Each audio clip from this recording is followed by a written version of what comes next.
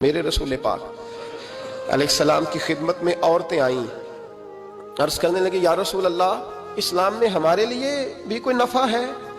حضور نے فرمایا کیا ہوا؟ کہنے لگی حضور ہمیں تو نقصان ہی نقصان نظر آ رہا ہے اپنے حق میں۔ حضور بتلائیں اگر آپ کے دین میں کوئی خیر ہے تو ہم کلمہ پڑھیں فٹافٹ، باقی تو دنیا میں ہمیں اپنا نقصان ہی دکھائی دیتا ہے۔ یہ بھی امام طبرانی نے لکھا ہے۔ محبوب علیہ السلام نے فرمایا تم پہلے اپنی بات کرو، پوچھنا کیا چاہتی ہو؟ کہنے لگے یا رسول اللہ ایک تو ہم نے سنا ہے اسلام میں بھی ایک معاملہ یہ ہے کہ جن دنوں عورت ناپاک ہوتی ہے وہ نماز نہیں پڑھ سکتی، وہ روزہ نہیں رکھ سکتی۔ حضور یہ دینی نقصان ہوا، اور دو عورتوں کی گواہی ایک مرد کے برابر ہے۔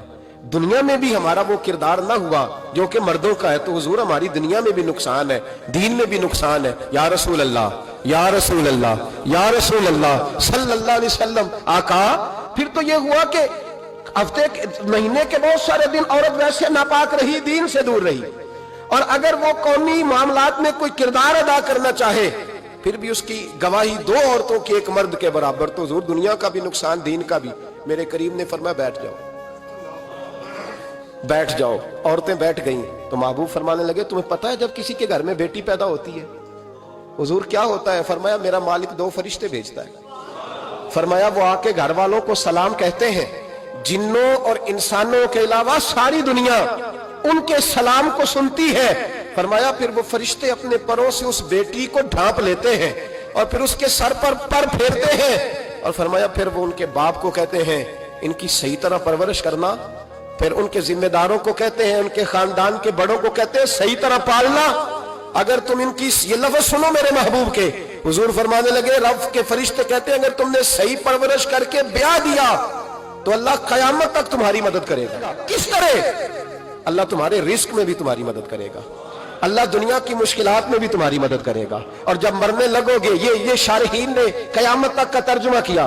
شارحین فرمانے لگے گویا حضور فرما رہے ہیں جب تم مرنے لگو گے بیٹی کی پرورش کرنے والوں تو رب کریم تمہیں کلمہ یاد کرا کے تمہاری مدد کرے گا، اور نکیرین کے سوالات قبر میں آسان کر کے تمہاری مدد کرے گا، اور قبر میں جنت کی کھڑکی کھول کے تمہاری مدد کرے گا، میزان عمل پر تمہارے عملوں کا وزن زیادہ کرا کے اللہ تمہاری مدد کرے گا، پل صراط پہ تمہیں آسانی سے گزار کے تمہاری مدد کرے گا، میزان عمل پر اپنے محبوب کے ید اللہ والے ہاتھوں سے تمہیں جام پلا کے اللہ تمہاری مدد کرے گا، اور فرمایا تمہیں دوزخ سے بچا کے جنت میں ڈال کے رب تمہاری مدد فرمائے گا، یہ تمہاری مدد ہوگی۔ حضور نے فرمایا یہ تو ہے بچی کی پرورش، اور میرے محبوب نے فرمایا عورتوں تمہیں پتہ ہے جب کوئی عورت حاملہ ہوتی ہے تو اسے کیا ملتا ہے؟ بیویاں تو پہلی بات سن کے رونے لگی، ان کے آنچل آنسوؤں سے بھیگ گئے۔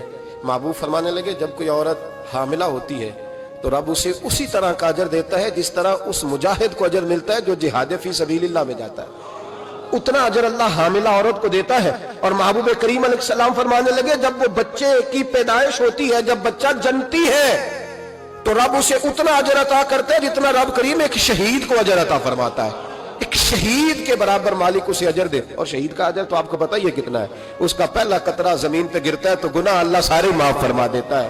فرمایا اللہ عورتوں کو یہ اجر دیتا ہے۔ میرے محبوب فرمانے لگے شرط صرف اتنی ہے کہ اپنے خاوند کی فرما بردار رہنا، اور فرمایا اس کے بعد جب وہ بچہ پالتی ہے رات کو اٹھ کے اسے دودھ دیتی ہے، اور اگر بول و براز کرے تو رات کو اٹھ کر اس کی صفائی کرتی ہے۔